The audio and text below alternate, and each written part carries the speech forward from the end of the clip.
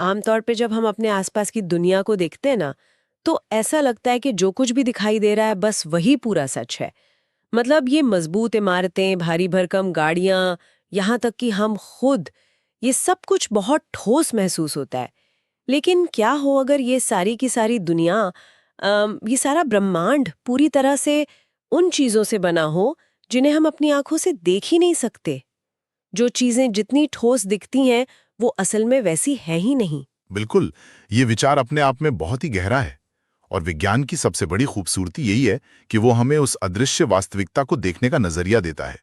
मतलब जो चीजें हम आसानी से छू सकते हैं ना, उनका असली वजूद उन सूक्ष्म कणों में छिपा है जो हमारी कल्पना से भी छोटे हैं। हाँ, और इसी अदृश्य दुनिया को डिकोड करना आज के हमारे इस डीप डाइव का मिशन है। तो आज हमारे पास जो अध्ययन सामग्री है वो उन लोगों के लिए सच में एक खजाना है जो विज्ञान को गहराई से समझना चाहते हैं। विशेष रूप से जो लोग UPSC, BPSC, JPSC, SSC, railway और जेएसएससी जैसी परीक्षाओं की तैयारी कर रहे हैं, उनके लिए ये बहुत काम की चीज है। हम आज झारखंड रैंकर्स के उस बेहतरीन संकलन पर चर्चा कर रहे हैं जिसने परमाणु और अणु, मतलब एटम्स एंड मॉलिक्यूल्स जैसे जटिल विषय को बिल्कुल क्रिस्टल क्लियर कर दिया है। एकदम सही बात है। और देखिए, विज्ञान में कॉन्सेप्ट क्लैरिटी सबसे बड़ा हथियार होती है। तथ्यों को रट लेना एक बात है, लेकिन जब हम ये समझ लेते हैं कि कोई चीज काम कैसे करती है, तो वो ज्ञान हमेशा के लिए पक्का हो जाता है। तो चलिए उसी सबसे बुनियादी सवाल से शुरू करते हैं। पदार्थ की बुनियादी ईंट यानी the building block of matter आखिर है क्या? मतलब अगर मैं एक बहुत बड़ी ईंटों की दीवार की कल्पना करूं, तो उस पूरी दीवार का वजूद एक अकेली ईंट पर टिका होता है। क्या हम परमाणु या एटम को उस अकेली ईंट के रूप में देख सकते हैं? हाँ, ये एक बहुत ही शानदार नजरिया है सोचने का। ब्रह्मांड के सभी पदार्थों का निर्माण अत्यंत सूक्ष्म कणों से होता है, और इन्हीं सूक्ष्म कणों को हम परमाणु कहते हैं। जैसे उस दीवार की सबसे छोटी इकाई वो ईंट है, वैसे ही हर गैस, तरल या ठोस पदार्थ, चाहे वो लोहे का एक बड़ा टुकड़ा हो या पानी की एक बूंद, उसकी सबसे छोटी इकाई परमाणु ही है। अच्छा, लेकिन जब हम विज्ञान में अत्यंत सूक्ष्म कहते हैं ना, तो मेरा दिमाग चकराने लगता है। मतलब हम आखिर किस स्केल की बात कर रहे हैं? ये कितने छोटे होते हैं? इसे ऐसे विजुलाइज करने की कोशिश करते हैं। अगर हम नमक का एक बहुत ही छोटा सा दाना लें जो मुश्किल से दिखाई देता है, तो सिर्फ उस एक दाने में भी करोड़ों परमाणु होते हैं। अरे बाप रे! एक छोटे से दाने में करोड़ों? बिल्कुल। नग्न आंखों से इन्हें देखना तो बिल्कुल असंभव है। विज्ञान में इसे मापने के लिए नैनोमीटर का इस्तेमाल होता है, जिसे एनएम लिखते हैं। एक नैनोमीटर 1 मीटर का 1 अरबवां हिस्सा होता है। गणित की भाषा में कहें तो 1 nm बराबर 10⁻⁹ मीटर होता है। 1 मीटर का 1 अरबवां हिस्सा। इतने छोटे कणों के बारे में हमें पता कैसे चलता है? क्या कोई ऐसा सुपर माइक्रोस्कोप है जो सच में इतनी गहराई तक जा सकता है? हाँ, आज की आधुनिक तकनीक ने ये चमत्कार भी कर दिखाया है। एक बहुत ही उन्नत तकनीक है जिसे स्कैनिंग टनलिंग माइक्रोस्कोप यानी STM कहते हैं। STM, ये आम माइक्रोस्कोप से अलग कैसे है? ये कोई आम माइक्रोस्कोप नहीं है जो सिर्फ रोशनी का इस्तेमाल करके तस्वीर खींचता है। ये वास्तव में पदार्थ की सतह को स्कैन करता है और हमें उस सतह पर मौजूद परमाणुओं की पूरी छवि दिखा देता है। ये तो सच में जादू जैसा है। लेकिन STM तो आज की तकनीक है ना। मुझे हैरानी इस बात की होती है कि जब हमारे पास ऐसा कोई माइक्रोस्कोप नहीं था, तब भी इंसान इसके बारे में सोच रहा था। हाँ, यही तो मानवीय बुद्धि की सबसे बड़ी ताकत है। अगर हम इतिहास में पीछे जाएं, तो करीब 500 ईसा पूर्व में भारतीय दार्शनिक महर्षि कणाद ने सबसे पहले ये विचार दुनिया के सामने रखा था। उनका तर्क बहुत ही तार्किक था। उन्होंने क्या कहा था? कुछ टुकड़ों में तोड़ने वाली बात थी ना? बिल्कुल। उन्होंने कहा कि अगर हम किसी पदार्थ को लगातार विभाजित करते जाएं, उसे छोटे छोटे टुकड़ों में तोड़ते जाएं, तो एक सीमा ऐसी आएगी जब उसे और नहीं तोड़ा जा सकेगा। महर्षि कणाद ने ही उस अंत में बचे अविभाज्य कण को परमाणु नाम दिया था। अच्छा, और मुझे लगता है कि इसी तरह का चिंतन दुनिया के दूसरे हिस्सों में भी चल रहा था।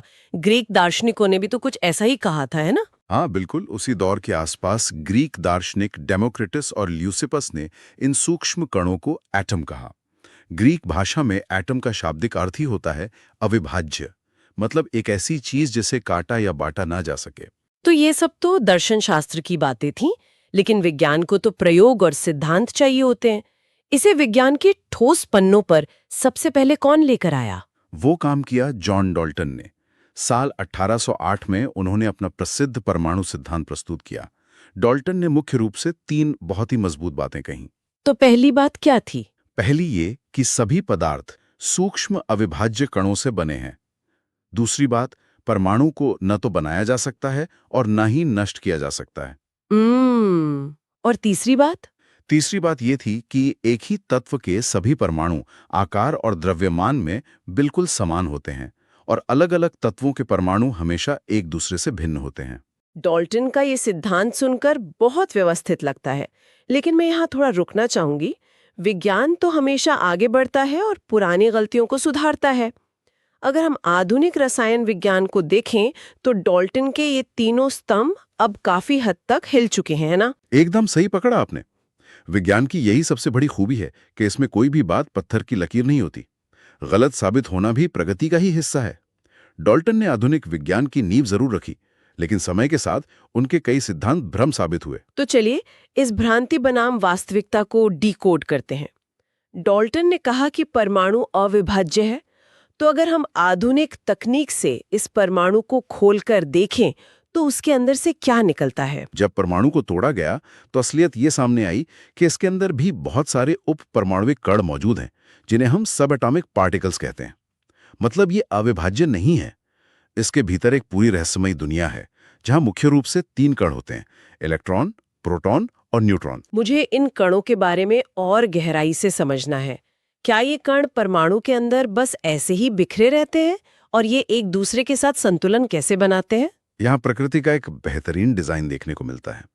सबसे पहले बात करते हैं इलेक्ट्रॉन की, जिसे E- लिखते हैं। इसकी खोज जे थॉमसन ने 1897 में की थी। अच्छा, इस पर नेगेटिव चार्ज होता है ना? हाँ, इस पर ऋणात्मक आवेश होता है। सटीक रूप से ये आवेश -1.6 गुना 10 की घात -19 कूलोम्स होता है। लेकिन एक मिनट, अगर परमाणु में सिर्फ नेगेटिव आवेश हो तो हर चीज एक दूसरे को दूर धकेलेगी, पदार्थ तो स्थिर ही नहीं रह पाएगा। बिल्कुल सही सवाल। और इसीलिए प्रकृति ने संतुलन के लिए प्रोटॉन को रखा, जिसे हम P+ कहते हैं। इसकी खोज गोल्डस्टीन और रदरफोर्ड के प्रयोगों से सामने आई। तो क्या इस पर पॉजिटिव चार्ज होता है? हाँ, प्रोटॉन पर इलेक्ट्रॉन की ठीक बराबर लेकिन धनात्मक आवेश होता है, यानी +1.6 गुणा 10 की घात -19 कूलॉम। यही कारण है कि उदासीन परमाणु के नियम के अनुसार सामान्य अवस्था में किसी भी परमाणु के अंदर प्रोटॉन और इलेक्ट्रॉन की संख्या हमेशा बराबर होती है। अच्छा, तो दोनों का आवेश एक दूसरे को बेअसर कर देता है और परमाणु स्थिर रहता है। ये तो कमाल का बैलेंस है। और जो तीसरा कण है, न्यूट्रॉन। न्यूट्रॉन इस पूरे सिस्टम का सबसे शांत कण है। इसे जेम्स चैडविक ने 1932 में खोजा था। इस पर शून्य आवेश होता है, मतलब ये पूरी तरह से उदासीन या न्यूट्रल है। ये तो बात हो गई चार्ज की। लेकिन जब हम द्रव्यमान या वजन की बात करते हैं तो क्या ये तीनों कण एक जैसे होते हैं? मुझे इन नंबरों के जाल में नहीं फंसना है, बस थोड़ा आसान तरीके से समझना है। इसका अंतर बहुत ही चौंकाने वाला है। पहले संख्याएं बता देता हूं। इलेक्ट्रॉन का द्रव्यमान लगभग 9.11 गुणा 10 की घात -31 किलोग्राम होता है। बाप रे, ये तो बहुत ही छोटा नंबर है। हाँ, और प्रोटॉन का 1.672 गुणा 10 की घात -27 किलोग्राम और न्यूट्रॉन का 1.674 गुणा 10 की घात -27 किलोग्राम होता है। ये संख्याएं तो सच में बहुत उलझाने वाली हैं। क्या कोई एनालॉजी है इसे समझने के लिए? बिल्कुल। परीक्षा के लिहाज से ये एक बहुत बड़ा फैक्ट है। न्यूट्रॉन सबसे भारी कण होता है, प्रोटॉन से भी थोड़ा सा भारी। लेकिन असली मजा तब आता है जब हम इनकी तुलना इलेक्ट्रॉन से करते हैं। प्रोटॉन या न्यूट्रॉन का द्रव्यमान इलेक्ट्रॉन की तुलना में लगभग 1836 गुना अधिक होता है। 1836 गुना? हाँ, अब इसे ऐसे विजुलाइज करें कि मान लीजिए एक इलेक्ट्रॉन एक बहुत ही हल्की पिंग पोंग गेंद है, तो उसकी तुलना में एक प्रोटॉन या न्यूट्रॉन एक भारी भरकम कार की तरह है। एक पिंग पोंग गेंद और एक कार, ये तो बहुत भारी अंतर है। तो फिर ये एक ही जगह पर रहते कैसे हैं? यहीं पर परमाणु की संरचना का जादू है। परमाणु के बिल्कुल मध्य में एक नाभिक होता है, द कोर। ये सारी भारी कारें यानी सारे प्रोटॉन और न्यूट्रॉन इसी नाभिक के अंदर एक साथ पैक होते हैं। और वो छोटी पिंग पोंग गेंदें, मेरा मतलब है इलेक्ट्रॉन, वो कहाँ जाते हैं? वो उस भारी नाभिक के चारों ओर निश्चित कक्षाओं में, जिन्हें हम ऑर्बिट्स कहते हैं, लगातार चक्कर लगाते रहते हैं। चलिए, तो अब हमने परमाणु का अंदरूनी हिस्सा समझ लिया, लेकिन अगर मुझे रसायन विज्ञान में इन तत्वों के बारे में लिखना हो तो मैं बार बार हाइड्रोजन या ऑक्सीजन का पूरा नाम तो नहीं लिखूंगी। वैज्ञानिक इन्हें पहचानते और लिखते कैसे हैं? ये तो किसी जासूसी कोड को डिकोड करने जैसा लगता है। इतिहास में फिर से एक बार डेल्टन का नाम आता है। डेल्टन पहले वैज्ञानिक थे जिन्होंने तत्वों को दर्शाने के लिए विशिष्ट प्रतीकों का प्रयोग किया था। उन्होंने इसके लिए बाकायदा चित्र बनाए थे। चित्र? कैसे चित्र? जैसे हाइड्रोजन के लिए उन्होंने एक घेरे के अंदर एक बिंदु बनाया, कार्बन के लिए एक पूरा ग्रे रंग का वृत्त बनाया, फास्फोरस के लिए उन्होंने एक ऐसा वृत्त बनाया जिसके अंदर शांति के निशान जैसी आकृति थी, और कॉपर के लिए वृत्त के अंदर अंग्रेजी का सी लिख दिया। अरे वाह, वो तो पूरी कलाकारी हो गई। आज के वैज्ञानिक ऐसे चित्र तो नहीं बनाते होंगे। नहीं, उसे बहुत सरल कर दिया गया है। आज हम आधुनिक प्रतीक इस्तेमाल करते हैं जो IUPAC द्वारा तय किए गए हैं। इसमें तत्वों के अंग्रेजी या लैटिन नामों के 1 या 2 अक्षरों का उपयोग किया जाता है। यहाँ एक बहुत दिलचस्प बात आती है जिस पर अक्सर प्रतियोगी परीक्षाओं में सवाल पूछे जाते हैं। कई बार लोग सोचते हैं कि सोडियम का प्रतीक S क्यों नहीं है, या पोटेशियम P से क्यों शुरू नहीं होता? हाँ, ये इसलिए क्योंकि इनके प्रतीक इनके अंग्रेजी नामों से नहीं बल्कि इनके पुराने लैटिन नामों से लिए गए हैं। सोडियम का लैटिन नाम है नेट्रियम, इसीलिए इसका प्रतीक Na है। अच्छा, और पोटेशियम का? तो पोटेशियम का लैटिन नाम है कीलियम, इसलिए प्रतीक K है। इसी तरह आयरन का लैटिन नाम फेरम है, तो उसका प्रतीक Fe बन गया। तो ये तो हो गया उनका नाम या प्रतीक। अब बात करते हैं उनके बायोडेटा की। जब हम किसी तत्व का प्रतीक देखते हैं तो उसके ऊपर और नीचे कुछ संख्याएं लिखी होती हैं। जैसे मान लीजिए नाइट्रोजन का प्रतीक N लिखा है और उसके ऊपर 14 और नीचे 7 लिखा है। इसका क्या मतलब है? ये उस तत्व का पूरा पहचान पत्र है। जो संख्या ऊपर लिखी होती है उसे A से दर्शाते हैं। A का मतलब है द्रव्यमान संख्या या मास नंबर। मतलब ये नाभिक का वजन बता रहा है? बिल्कुल। अभी हमने बात की थी कि सारा भारीपन नाभिक में होता है, तो ये A दरअसल नाभिक में मौजूद प्रोटॉन और न्यूट्रॉन की कुल संख्या का जोड़ है। मतलब A बराबर P+N। और जो संख्या नीचे लिखी होती है वो क्या है? से दर्शाते हैं Z यानी परमाणु क्रमांक या एटॉमिक नंबर। ये संख्या सिर्फ नाभिक में उपस्थित प्रोटॉनों की संख्या बताती है, और चूंकि एक उदासीन परमाणु में प्रोटॉन और इलेक्ट्रॉन बराबर होते हैं तो ये Z हमें इलेक्ट्रॉनों की संख्या भी बता देता है। एक मिनट, अगर मुझे A यानी कुल भारी कण और Z यानी सिर्फ प्रोटॉन दोनों पता है तो क्या मैं न्यूट्रॉन की संख्या निकाल सकती हूँ? क्या ये बस एक आसान सा घटाव है? सूत्र के अनुसार N बराबर A - Z। एकदम सही पकड़ा आपने। उसी नाइट्रोजन वाले उदाहरण को लें। नीचे 7 लिखा है, मतलब प्रोटॉन 7 हैं और इलेक्ट्रॉन भी 7 हैं। ऊपर 14 लिखा है। तो न्यूट्रॉन निकालने के लिए बस 14 में से 7 घटा दीजिए, तो न्यूट्रॉन आ गए 7। बिल्कुल। तो क्या ऐसा हो सकता है कि Z तो वही रहे लेकिन A बदल जाए? और अगर ऐसा होता है तो क्या ये डाल्टन के उस नियम को नहीं तोड़ देगा जिसमें उन्होंने कहा था कि एक तत्व के सभी परमाणु बिल्कुल एक जैसे होते हैं? यही वो बिंदु है जहां डाल्टन गलत साबित हुए थे, और इसे ही हम समस्थानिक यानी आइसोटोप्स कहते हैं। समस्थानिक एक ही तत्व के ऐसे परमाणु होते हैं जिनका Z यानी नीचे वाली संख्या बिल्कुल समान होता है, लेकिन A यानी ऊपर वाली संख्या भिन्न होती है। ऐसा क्यों होता है? इसका कारण होता है उनके अंदर न्यूट्रॉनों की संख्या का अलग-अलग होना। क्या कोई ऐसा उदाहरण है जिसे हम आसानी से समझ सकें?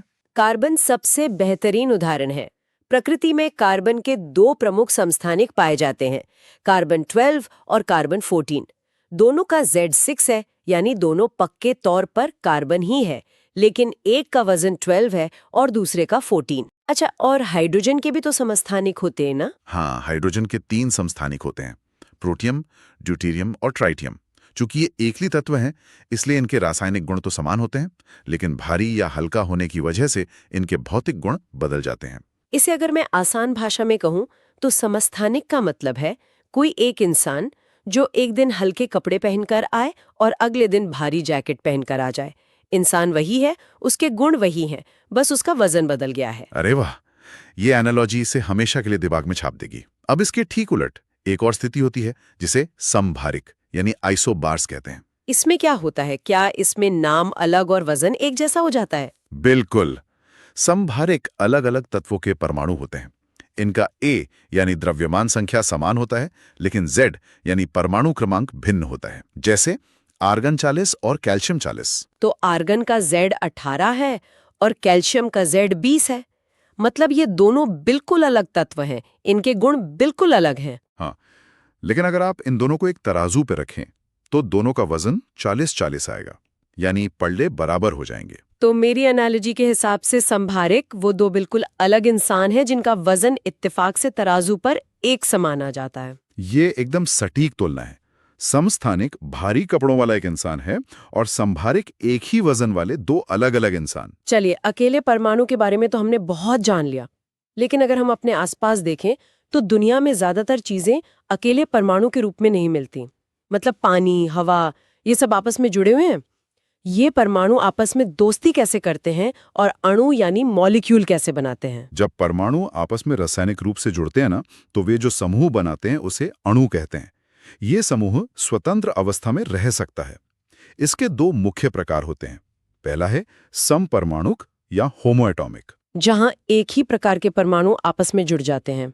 जैसे हवा में मौजूद ऑक्सीजन गैस यानी O2। इसमें दो ऑक्सीजन के परमाणु आपस में जुड़ गए। इसी तरह नाइट्रोजन यानी N2 और क्लोरीन यानी Cl2। क्या कुछ तत्व इससे भी बड़े समूह बनाते हैं? बिल्कुल। जैसे फास्फोरस यानी P4 जो चतुष्परमाणुक है, और सल्फर यानी S8 जो बहुपरमाणुक है। और दूसरा प्रकार क्या है? दूसरा प्रकार है विषम परमाणुक या यौगिक, जिसे हेट्रोएटॉमिक कहते हैं। इसमें अलग-अलग तत्वों के परमाणु जुड़ते हैं, जैसे पानी यानी H2O, अमोनिया यानी NH3 या कार्बन डाइऑक्साइड। लेकिन यहाँ मेरे दिमाग में एक बहुत बड़ा सवाल आ रहा है। ये परमाणु आपस में जुड़ते कैसे हैं? मतलब ये तय कौन करता है कि ऑक्सीजन के साथ 2 हाइड्रोजन ही जुड़ेंगे, 3 क्यों नहीं? इस रहस्य की चाबी है संयोजकता यानी वैलेंसी।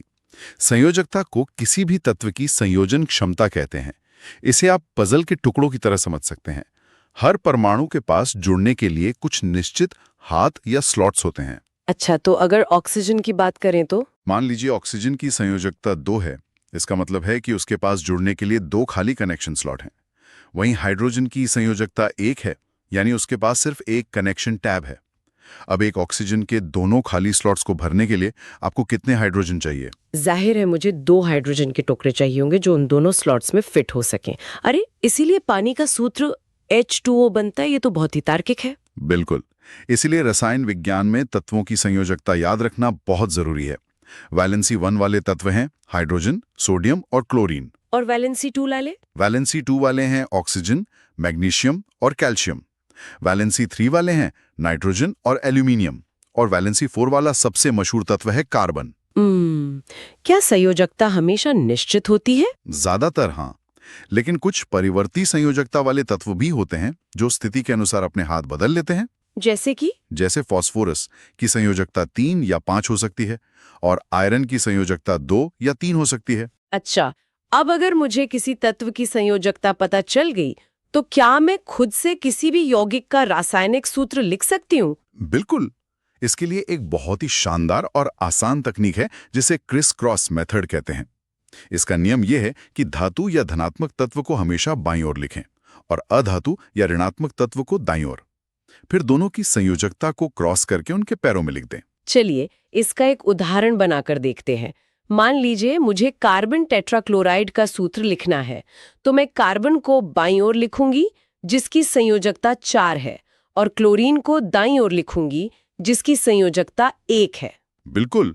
और अब जब आप इन नंबरों को क्रॉस करेंगी तो कार्बन के पैरों में 1 जाएगा और क्लोरीन के पैरों में 4 आ जाएगा। और 1 को हम लिखते नहीं है, तो सूत्र बन गया CCl4। एकदम सही। और एक और स्थिति देखिए, कैल्शियम ऑक्साइड। कैल्शियम की संयोजकता 2 है और ऑक्सीजन की भी 2 है। जब दोनों की संयोजकता बराबर होती है तो हम उनका सरल अनुपात लेते हैं, यानी 1.1। अच्छा, तो 2 और 2 कटकर 1 और 1 हो गए।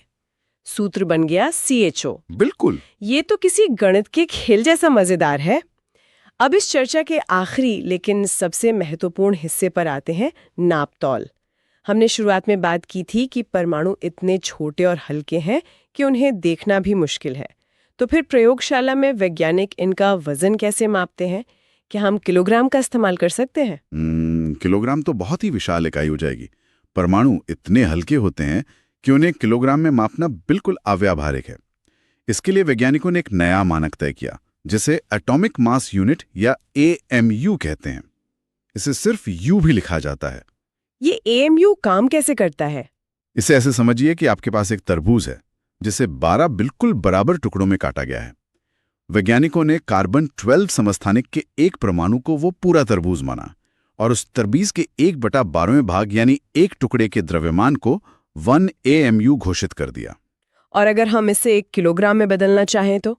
तो 1 AMU बराबर होता है 1.67 गुणा 10 की घात -27 किलोग्राम। मजेदार बात यह है कि यह लगभग एक प्रोटॉन के द्रव्यमान के बराबर ही है। और अगर मुझे किसी अकेले परमाणु की जगह पूरे अणु का द्रव्यमान निकालना हो? तो बस उस अणु में मौजूद सभी परमाणुओं के द्रव्यमान को जोड़ दीजिए। उदाहरण के लिए अमोनिया यानी NH3 को लें। नाइट्रोजन का द्रव्यमान 14U है और हाइड्रोजन का द्रव्यमान 1U होता है। और क्योंकि यहाँ 3 हाइड्रोजन है तो 1U गुणा 3 हो गया 3U। बिल्कुल। अब दोनों को जोड़ दें, 14 + 3 हो गया 17U। तो अमोनिया का आणविक द्रव्यमान 17U हो गया। यहाँ तक तो सब बहुत सीधा है, लेकिन अब एक ऐसा शब्द आता है जो अक्सर विज्ञान पढ़ने वालों के पसीने छुड़ा देता है, मोल अवधारणा या मोल कॉन्सेप्ट। इसे रसायन विज्ञान की दर्जन भी कहा जाता है। ये क्या भला है? ये नाम सुनकर भले ही डर लगता हो, लेकिन असल में ये एक बहुत ही सुंदर एनालॉजी है। जब हम कहते हैं कि 1 दर्जन सेब, तो हमारे दिमाग में तुरंत 12 सेब की तस्वीर बन जाती है। दर्जन का मतलब हमेशा 12 आइटम होता है ना? हाँ, चाहे वो सेब हो, केले हो या कुछ और। तो क्या 1 मोल का मतलब भी कोई निश्चित संख्या है? बिल्कुल। जैसे 1 दर्जन का मतलब 12 है, वैसे ही 1 मोल का मतलब है 6.022 गुणा 10 की घात 23 कण। ये कण कुछ भी हो सकते हैं, परमाणु, अणु या आयन। अच्छा, और इस संख्या को कुछ कहते भी है ना? हाँ, इस विशाल और निश्चित संख्या को एवोगैड्रो संख्या कहा जाता है। यह नाम मशहूर वैज्ञानिक अमीडो एवोगैड्रो के सम्मान में रखा गया था। तो अगर मैं कहूं कि मेरे पास 1 मोल कार्बन परमाणु हैं, तो इसका मतलब मेरे पास 6.022 गुणा 10 की घात 23 कार्बन परमाणु हैं। बाप रे, ये संख्या तो इतनी बड़ी है कि इसे कागज पर लिखना भी मुश्किल होगा। वैसे ये मोल शब्द आया कहाँ से? ये शब्द 1896 में विल्हेम ऑस्टवाल्ड द्वारा दिया गया था। लैटिन भाषा में इसका अर्थ होता है ढेर या हीप, और इस कॉन्सेप्ट ने विज्ञान में एक बहुत बड़ी मुश्किल आसान कर दी। इसने परमाणुओं के उस छोटे से भार U को सीधे प्रयोगशाला में मापने योग्य ग्राम से जोड़ दिया। अरे हाँ, यहाँ मोलर द्रव्यमान निकालने की एक बहुत ही कमाल की शॉर्टकट ट्रिक सामने आती है। बिल्कुल, वो ट्रिक ये है कि जो संख्या परमाणु द्रव्यमान U में होती है, बिल्कुल वही संख्या मोलर द्रव्यमान में ग्राम बन जाती है। मतलब? जैसे नाइट्रोजन का परमाणु भार 14U है। अगर आप 1 मोल नाइट्रोजन परमाणु यानी वो 6.022 गुणा 10 की घात 23 परमाणु एक साथ तराजू पर रखें, तो उनका कुल भार ठीक 14 ग्राम निकलेगा। वाह! मतलब अगर मुझे 14U को प्रयोगशाला में मापना है, तो मुझे बस 14 ग्राम नाइट्रोजन लेनी है और मुझे पता होगा कि उसमें ठीक 1 मोल परमाणु है। ये सच में रसायन विज्ञान का मास्टर स्ट्रोक है। बिल्कुल। तो चलिए इस पूरे सफर को एक क्विक रिवीजन समेटते हैं। हमने कहाँ से शुरू किया था और कहाँ पहुंचे। हमने डाल्टन के 1808 के सिद्धांत को समझा, जो अपने समय में क्रांतिकारी था, लेकिन आज गलत साबित हो चुका है। फिर हमने परमाणु को खोलकर उसकी संरचना देखी, जहां भारी प्रोटॉन और न्यूट्रॉन नाभिक में बैठे हैं और हल्की पिंग पोंग गेंद जैसे इलेक्ट्रॉन चक्कर लगा रहे हैं। हाँ, और हमने समस्थानिक, जिनका Z समान है, और संभारिक, जिनका A समान है, के बीच का अंतर भी समझा। बिल्कुल। इसके बाद हमने संयोजकता के पजल टुकड़ों का इस्तेमाल करके क्रिस क्रॉस तरीके से सूत्र बनाना सीखा और अंत में एवोगैड्रो संख्या के साथ मोल कॉन्सेप्ट के रहस्य को सुलझाया। ये सभी बिंदु किसी भी प्रतियोगी परीक्षा की रीढ़ हैं, लेकिन इन सब वैज्ञानिक तथ्यों के बाद इस डीप डाइव को खत्म करने से पहले मैं एक विचार साझा करना चाहता हूँ। एक ऐसा विचार जो हमारे आसपास की दुनिया को देखने का नजरिया ही बदल देगा। बिल्कुल, बताइए। देखिए, हमने चर्चा की कि परमाणु का लगभग सारा वजन उसके केंद्र यानी नाभिक में होता है, और वो नाभिक पूरे परमाणु की तुलना में बेहद बेहद छोटा होता है। इसका सीधा सा मतलब यह है कि किसी भी परमाणु का लगभग 99.99% हिस्सा सिर्फ खाली जगह है। अच्छा।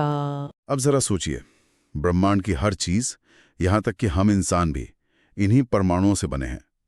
तो तकनीकी रूप से हम सब भी 99.99% खाली जगह ही हैं। तो जब कोई इंसान किसी बहुत ठोस दीवार या किसी मजबूत लोहे की मेज को छूता है, तो असल में वो क्या महसूस कर रहा होता है? जब सब कुछ अंदर से खाली है, तो ठोस होने का ये एहसास कहाँ से पैदा हो रहा है? सच में, ये सोचकर ही दिमाग सुन्न हो जाता है। जिस दुनिया को हम देखते हैं और जिसे हम इतना ठोस मानते हैं, उसकी सच्चाई कुछ और ही है। हम सब बस खाली जगह और ऊर्जा के छोटे छोटे पैकेट से बने हैं। खैर, ये तो एक ऐसा सवाल है जो किसी को भी गहरे चिंतन में डाल देगा। बिल्कुल। उम्मीद है आज के इस डीप डाइव ने विज्ञान के इन जटिल कॉन्सेप्ट्स को आसान भाषा में डिकोड कर दिया होगा। नई चीजें सीखते रहिए और अपने आसपास की दुनिया पर सवाल उठाते रहिए। मिलेंगे अगले डीप डाइव में।